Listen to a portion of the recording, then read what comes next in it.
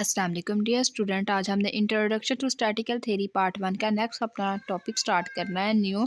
तो वो हमारे पास क्या है टॉपिक जो आज हमने पढ़ना है वो mathematically expectation of a random variable. आज हमने इसके बारे में हमने स्टडी करना है। इसका बेसिकली हमने फार्मूला पढ़ना है और हमने नेक्स्ट इसकी एग्जांपल्स को सॉल्व करना है। तो इसकी हमारे पास सबसे पहले हमारे पास जो इसका फार्मूला है expected value of random variable का, वो हमारे पास अगर हमारे पास समेशन एफ ऑफ एक्स हमारे पास इक्वल टू 1 आ जाए, जो बेसिकली हमारे पास इसका फार्मूला क्या आता है, हमारे पास होता है expected value of x is equal to x1 f of x 1 plus x2 into F of x 2 plus so चलता जा रहा है xn into F of x n.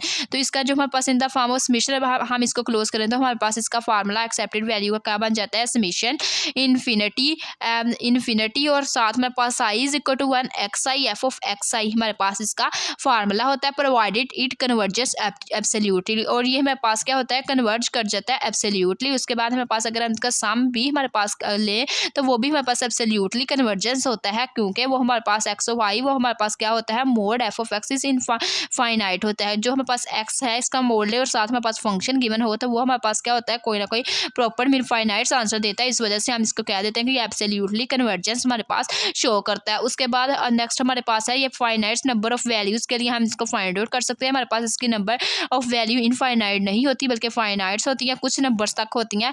तो इस वजह से हम इसको इजीली सॉल्व कर सकते हैं। मतलब ये देखो जैसे हमारे पास ये वैल्यू है हम इसको इजीली काउंट कर सकते हैं। तो ये हमारे पास फाइनाइट्स के लिए हमारे पास होता है और साथ साथ एब्सोल्यूटली कन्वर्जेंस रखता है। तो इसके लिए हमारे पास सबसे पहले ये हमारे पास रैंडम वेरिएबल था विद रिस्पेक्ट टू डिस्क्रीट। अगर हम इसकी बात करें डिस्क्रीट वेरिएबल तो वो हमारे पास एक्सेप्टेड वैल्यू का फार्मूला हमारे पास ये होगा, summation infinity I is equal to 1 xi F of xi। अगर हम विद रिस्पेक्ट टू कंटिन्यूस बात करें तो वो अब हम क्या करेंगे, डिस्क्रीट के लिए समेशन अप्लाई करते हैं, कंटिन्यूस के लिए इंटेग्रल अप्लाई करते हैं। तो जो कंटिन्यूस के लिए हमारे पास जो है एक्सेप्टेड वैल्यू का फार्मूला क्या आ जाएगा, ई ऑफ एक्स हमारे पास आ जाएगा is equal to integral minus infinity to infinity X F of X और साथ डी ऑफ एक्स आ जाएगा।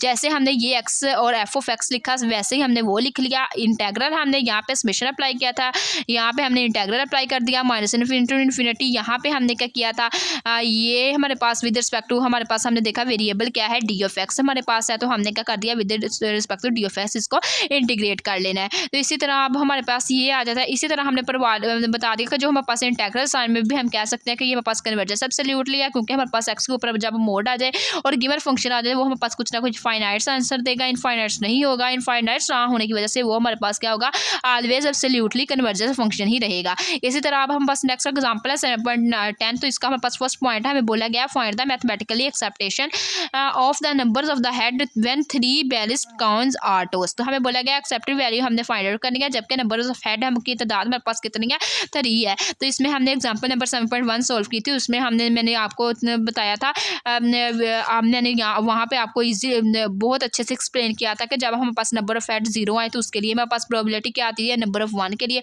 हमारे पास प्रोबेबिलिटी क्या आती है, एक्स जब 2 हो तो उसके लिए प्रोबेबिलिटी क्या आती है, 3 क्या हो वो 3 हो तो हमारे पास प्रोबेबिलिटी डिस्ट्रीब्यूशन फंक्शन कैसा आता है। तो उसकी रिस्पेक्ट से हमने क्या किया 7.1 जिन लोगों ने एग्जाम्पल देखी है तो उन लोगों को पता है x0 1 2 हमारे पास दिया, क्योंकि हमारे पास 3 कॉइन टॉस हो रहे हैं। तो इसी तरह हमारे पास में पता है 2 पावर 3 8 है, तो यहाँ पे हमने इसकी आउटकम्स ले ली। उसके बाद हमने देखा कि नंबर ऑफ हेड्स हमारे पास नंबर्स ऑफ हेड हमने चेक किया कि 0 टाइम कितनी बार आ रहे हैं, 1 टाइम कितनी टाइम आ रहे हैं, 2 टाइम कितनी दफ़ा आ रहे हैं, 3 टाइम जो हमारे पास कितनी दफ़ा आ रहे थे वो हमने ऊपर लिख दी और टोटल हमारे पास नंबर ऑफ टाइम 8 थी तो वो हमने नीचे डिनोमिनेटर में लिख दी। अब हमने क्या करना है, ये टेबल बना लिया, इसके ऊपर हमने एक्सेप्टेड वैल्यू का फार्मूला अप्लाई करना है।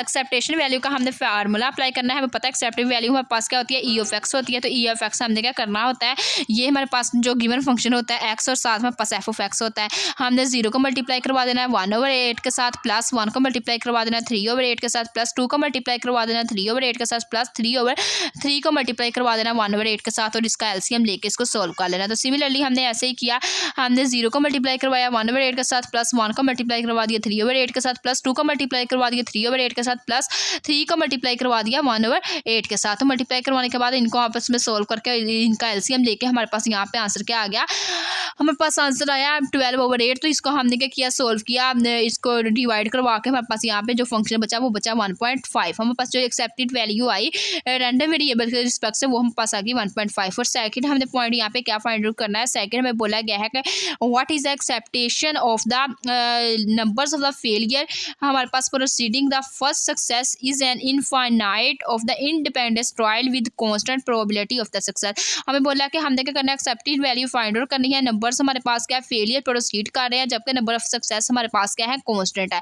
तो इसके लिए हमने ये करनी है, जो फर्स्ट सक्सेस है वो हमारे पास इनफाइनाइट है। हमें बोला गया एक्सेप्टेड वैल्यू हमने फाइंड आउट करनी है, फेलियर हमारे पास मूव कर रही है, प्रोसीड कर रही है, जबकि हमारे पास जो कांस्टेंट सक्सेस मीन कांस्टेंट है वो हमारे पास सिमिलर वही हमारे पास टाइम के साथ मूव कर रही है। तो सबसे पहले हमने कह दिया यहाँ पे इसका बी पॉइंट हमने कह दिया कि हमारे पास जो रैंडम वेरिएबल एक्स है, जो नंबर्स ऑफ द हमारे पास प्रोसीडिंग फेलियर है वो हमारे पास फर्स्ट सक्सेस को इंडिकेट कर रहे हैं, और यहाँ पे हमने कह दिया कि वो हमारे पास कितने हैं 0 1 2 3 सो ऑन, हमारे पास इन्फिनिट है, क्योंकि यहाँ पे हमें बोला गया जो फर्स्ट सक्सेस है उससे स्टार्ट करके वो हमारे पास कहाँ तक जा रही है, इनफाइनाइट सीरीज तक जा रही है। तो इसी तरह हमने क्या कर दिया, इनफाइनाइट सीरीज तक हमने इसको कह दिया कि जो हमारे पास सक्सेस 0 1 2 3 एंड सो ऑन है। तो इसी तरह अब हमने क्या करना है, हमने कह दिया कि जो हमारे पास फर्स्ट सक्सेस है वो पी है, उसके बाद हमारे पास जो नेक्स्ट जो सक्सेस है वो कांस्टेंट है, मीन पी ही रह रही है, लेकिन फेलियर उसका क्या हो रहा है, फेलियर उसका प्रोसीड कर रहा है, बन रहा है। तो हमने कहा जो फर्स्ट सक्सेस पी है तो सेकंड सक्सेस क्यू पी होगी, थर्ड सक्सेस क्या हो जाएगी, क्यू स्क्वायर पी हो जाएगी। इसी तरह फेलियर बढ़ता जाएगा, सक्सेस हमारे पास कांस्टेंट ही रहेगी, नेक्स्ट हमारे पास ये क्यू स्क्वायर था तो नेक्स्ट क्यू थ्री पी वैसे रहेगा, सो ऑन हमारे पास ये इनफाइनाइट तक चलेगी। और हाँ यहाँ से हमने कह दिया कि ये क्यू है is equal to 1 plus P होता है, तो यहाँ से हमारे पास फार्मूला होता है P plus success plus failure equal होता है 1 के। तो यहाँ से हमने क्यू की वैल्यू फाइंड आउट कर ली तो 1 माइनस पी आ गई। इसी तरह अब हमें पता है एक्सेप्टेड वैल्यू का हमारे पास फार्मूला क्या होता है, x1 into F of x1 plus x2 into F of x2 plus x3 F of x3 plus so on. हमें पता है कि ये हमारे पास x है 0 को मल्टीप्लाई करवाया p के साथ, प्लस 1 को मल्टीप्लाई करवा दिया क्यू p के साथ, प्लस 2 को मल्टीप्लाई करवा दिया क्यू स्क्वायर p के साथ, प्लस 3 को मल्टीप्लाई करवा दिया क्यू 3 p के साथ। तो ये हमने मल्टीप्लाई करवाने के बाद इसको लिख दिया। यहाँ से हमने देखा कि हमारे पास क्यू पी सारी टर्म्स में से कॉमन आ रहा है तो हमने कॉमन ले लिया, तो यहाँ पे हमारे पास क्या बच गया 1 plus 2 Q plus 3 Q square plus so on. तो ये टर्म्स हमने देखे कि ये हमारे पास फार्मूला बन रहा था तो हमने इसको फार्मूले में क्लोज कर दिया 1 माइनस क्यू इसकी होल पावर इनवर्स। तो ये हमारे पास हमें पता है कि जो 1 प्लस क्यू 1 माइनस क्यू होता है वो किसके इक्वल होता है, पी के इक्वल होता है। 1 प्लस क्यू की जगह हमने क्या कर दिया, पुट कर दिया पी हमारे पास आ गया, ये इसकी होल पावर 2 आई है -2। तो ये हमारे पास माइनस ये हमारे पास 2 आ रहा है, तो 2 हमने क्या कर दिया यहाँ पे ये इधर मैं आपको बता दूँ ये कैसे हुआ। ये हमारे पास आ रहा है क्यू पी, तो हमने क्यू पी लिख लिया, और ये हमारे पास क्या है नेगेटिव है तो नीचे जाके क्या बन जाएगा पॉजिटिव, ये पी से खत्म हो जाएगा, तो यहाँ से मेरे पास इसका आंसर क्या आ जाएगा, क्यू ओवर पी आ जाएगा। इसी तरह अब नेक्स्ट एग्जांपल है जिसमें हमने क्या करना है, फाइंड आउट करना है। 7.11 एग्जांपल है, ए पॉइंट में हमने सिमिलरली एक्सेप्टेशन ही हमने इसकी फाइंड आउट करनी है। हमें बोला गया है कि if it's rain and umbrella salesman can and $30 per day, if it is a fair he can lose $6 per day. What is acceptation if the probability of the rain is 0.3? हमें बोला गया है कि एक जो सेलमैन है वो per day अपने $30 अर्न करता है, और उसके साथ साथ अगर वो उसकी फेयर डे गुजरे तो वो उसका क्या है जो लूज़ होता है, लॉस मीन उसकी जो डॉलर है वो कम होकर $6 पे चले जाते हैं पर डे। हमने एक्सेप्टेड वैल्यू फाइंड आउट करनी है जब हमारे पास जो रेन है वो हमारे पास 0.3 हो। तो उसके लिए सबसे पहले हमने वर्क करना, तो हमने कह दिया यहाँ पे हमारे पास एक्सेप्टेड वैल्यू हमने फाइंड आउट करनी है। तो सबसे पहले हमारे पास $30 है, $30 को हमने क्या कर दिया मल्टीप्लाई करवा दिया 0.3 के साथ, उसके बाद प्लस, उसके बाद हमारे पास नेगेटिव लूज हो रही है तो लूज होने की वजह से हमारे पास -6 आ गया, और मल्टीप्लाई हम क्या कर देंगे 0.7 से उसको मल्टीप्लाई करवा देंगे। 0.7 से हमने इसको प्रोबेबिलिटी डिस्ट्रीब्यूशन यहाँ पे हमने इसको बता दिया कि 0.7 कैसे है। लेट हमने क्या कहा X represented the number of the dollars of the salesman and then X is a random variable with probability values 30 and -6 व्हेन -6 corresponding to the fact that the salesman loses. हमारे पास जो सेलमैन है वो loose कर रहा है $6, इस वजह से हमारे पास नेगेटिव साइन आया। एंड द क्रॉसपोर्डिंग प्रोबेबिलिटी, हमारे पास उसकी जो क्रॉसपोर्डिंग प्रोबेबिलिटी होगी, फर्स्ट हमारे पास 0.3 है, नेक्स्ट हमारे पास क्या हो जाएगी 0.7 हो जाएगी रिस्पेक्टिवली। तो इसकी रिस्पेक्ट से हमने क्या किया, इसकी एक्सेप्टेड वैल्यू को आपस में मल्टीप्लाई किया, करने के बाद हमने इसको सॉल्व किया, तो यहाँ से हमारे पास इसकी 4.80 पर डॉलर हमारे पास इसकी एक्सेप्टेड वैल्यू आ गई। इसी तरह नेक्स्ट हमारे पास है कि बी पॉइंट है a man drawn 2 balls from a bag containing 3 white and 5 black balls. If he receives 60 for 60 हमारे पास जो बॉल है for every white balls he drawn and 7 for every black balls find accepted value. हमें बोला गया कि 2 हमारे पास random balls हैं जिनमें से हमारे पास 3 वाइट बॉल्स हैं और 5 हमारे पास क्या है ब्लैक बॉल्स है। हमने क्या करना है रिसीव्ड अगर हमारे पास ये जो 70 है वो हमारे पास ब्लैक वाइट बॉल को शो कर रहा है, इसी तरह जो हमारे पास 7 है वो हमारे पास किसको शो कर रहा है ब्लैक बॉल को। इसकी हमने क्या करनी है एक्सेप्टेड वैल्यू फाइंड आउट करनी है। तो सबसे पहले हमने जैसे प्रीवियस से चैप्टर 6 स्टार्ट किया था उसमें हमने क्या किया था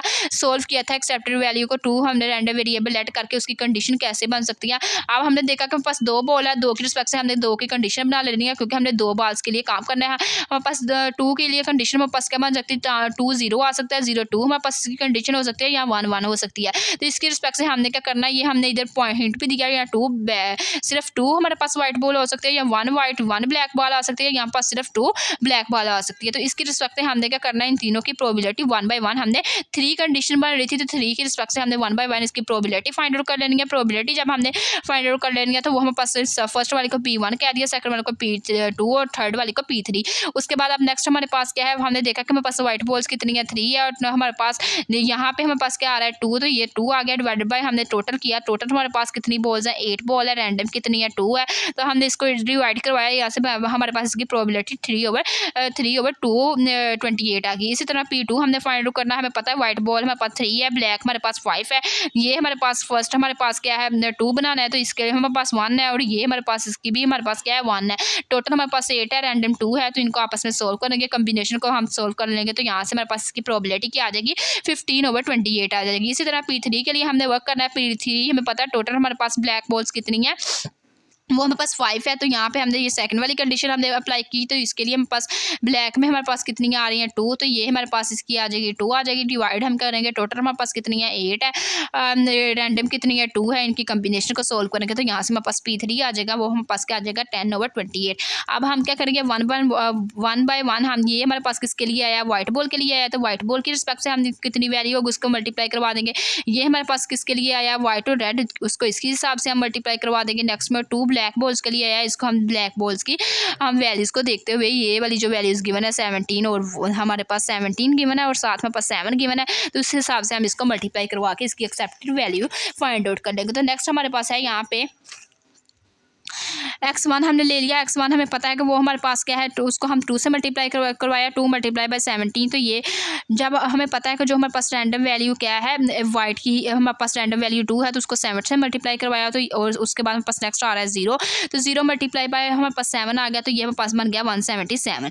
ये वाली हमने कंडीशन को यूज़ करते हुए अपनी x1 x2 x3 की वैल्यू फाइंड कर ली। सबसे पहले हमारे पास व्हाइट बॉल कितनी है 2, तो यहाँ से हमने देखा व्हाइट बॉल की हमारे पास वैल्यू क्या है 70 है, 70 वैल्यू गिवन है तो 70 के साथ उसको मल्टीप्लाई करवा दिया। इसी तरह नेक्स्ट हमारे पास क्या है ब्लैक बॉल, यहाँ पे क्या है 0 मीन हमने कह लिया 0 को मल्टीप्लाई करवा दिया 7 के साथ। अब हमारे पास नेक्स्ट देखा एक व्हाइट बॉल है, व्हाइट बॉल की यहाँ पे प्राइस क्या थी 70, 1 को मल्टीप्लाई करवा दिया 70 के साथ प्लस उसके बाद हमने देखा कि 1 बॉल है ब्लैक है तो ब्लैक की हमारे पास वैल्यू क्या थी 7, 1 को मल्टीप्लाई करवाया 7 के साथ इसको सोल्व कर लिया। इसी तरह हमारे पास नेक्स्ट है 2 ब्लैक बॉल्स। अब हमने देखा ब्लैक बॉल्स की वैल्यू देखी हमारे पास 2 ब्लैक है, यहाँ से हमने देखी कि ब्लैक को कितने रुपीज़ दिए गए हैं, तो ब्लैक को हमारे पास कितने रुपीज़ दिए गए थे 7, 2 को हमने मल्टीप्लाई करवा दिया 7 के साथ, ये हमारे पास x3 की वैल्यू आ गई। यहाँ से हमारे पास x1 x2 और x3 की वैल्यू आ गई है। ये हमारे पास x1 की वैल्यू क्या आई 140, x2 की वैल्यू 77 आ गई और x3 की वैल्यू आ गई 14। अब हमने क्या करना है required acceptation value find out करनी है, तो उसके लिए हमारे पास फार्मूला क्या है x1 P1 plus x2 P2 plus x3 P3। अब हमने क्या करनी है इन 6 की 6 वैल्यू पुट कर देनी है, x1 की वैल्यू पुट कर देनी है। x1 की वैल्यू हमारे पास क्या आई है 140 को मल्टीप्लाई करवा दिया प्रोबेबिलिटी 1 के साथ, वो प्रोबेबिलिटी 1 की वैल्यू क्या आई थी 3/28। इसी तरह प्लस हमारे पास x2 की वैल्यू हमारे पास क्या है 15/28 और P2 की वैल्यू है 77 प्लस इसी तरह हमने क्या x3 की वैल्यू पुट कर दी 10/28 और P3 की वैल्यू हमारे पास क्या है 15। इनको हमने एलसीएम लेकर सोल्व किया तो यहाँ से हमारे पास जो इसकी रिक्वायर्ड एक्सेप्टेड वैल्यू आ गई वो हमारे पास आई 61.25 रुपीज़।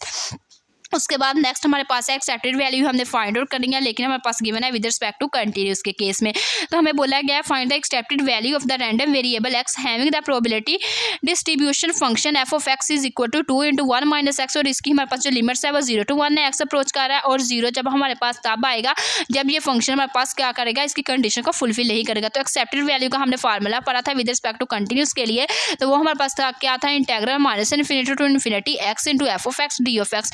एक्स हमारे पास वैसे ही आ जाएगा, और हमने देखा एफ ऑफ एक्स हमारे पास क्या गिवन है, वो हमारे पास है 2 × 1 - x। एक्स की लिमिट्स देखिए हमारे पास 0 से स्टार्ट होकर कहाँ तक जा रही है, 1 तक, तो वो लिख लिया। यहाँ पे हमारे पास क्या था, 2 कॉन्स्टेंट था, तो वो हमने क्या कर लिया, बाहर निकाल लिया। अब हमने क्या किया, ये हमारे पास अंदर एक्स वाला फंक्शन है, तो एक्स वाले फंक्शन के रिस्पेक्ट से हमने इसको इंटीग्रेट कर लिया। ये हमारे पास एक्स बना, तो एक्स की इंटीग्रेशन आ गई x²/2। नेक्स्ट हम जब एक्स को अंदर मल्टीप्लाई करवाया तो वो x² बना, तो x² की इंटीग्रेशन कर ली, तो वो हमारे पास आ गई x3 की 3/3। तो ये हमारे पास क्या बन गई, अब इसके ऊपर जो हमारे पास लिमिट्स है वो 0 to 1 है। अब हमने लिमिट्स अप्लाई करवा दी, lower limits upper limits minus lower limits apply करवाने के बाद यहाँ से मेरे पास आ गई एक्सेप्टेड वैल्यू की वैल्यू हमारे पास क्या आई 1/3। ये थी आज की हमारी वीडियो। अगर आप लोगों को मेरा आज का वीडियो लेक्चर पसंद आए तो प्लीज़ मेरे चैनल को सब्सक्राइब करें, मेरी वीडियो को लाइक करें, शेयर करें। Thanks for watching. अल्लाह हाफिज़।